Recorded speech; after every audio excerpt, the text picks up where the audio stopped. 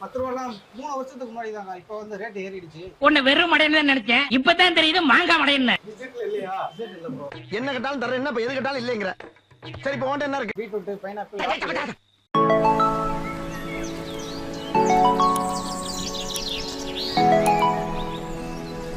10 ரூபா ஜூஸ் கடை 10 ரூபா ஜூஸ் கடைன்னு 300 ரூபாய் ஆட்டோ கொடுத்து கூட்டு வந்திருக்கிறேன். எங்கடா இருக்கு? அக்கா இங்க தாங்க இருக்கு. வாக்கா போவோம்.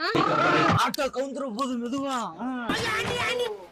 10 ரூபா ஜூஸ் இருக்கா? 10 ரூபாய்க்கு ஜூஸ் இல்ல, 20 ரூபீஸ். 20 ரூபீஸா? 20 ரூபீஸ், 35, 40, 60, 70. 10 ரூபாய்லாம் 3 வருஷத்துக்கு முன்னாடி தாங்க. இப்போ வந்து ரேட் ஏறிடுச்சு. உன்னை வெறும் மடையன்னு தான் நினைச்சேன். இப்பதான் தெரியுது மாங்காய் மடையன்னு. வியாபாரி எல்லாம் சம்பளம் அதிகமா கொடுத்தா தான் வேலை பண்றாங்க.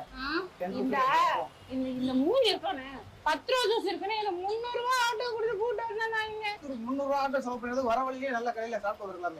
பட் உங்க நேர்மை எனக்கு ரொம்ப பிடிச்சிருக்கு. சரி, என்னென்ன ஜூஸ் இருக்குண்ணா உங்க கடையில? பட்டர், கிரேப், கேரட், செவ்வாழை, மாதுளை இருக்கு.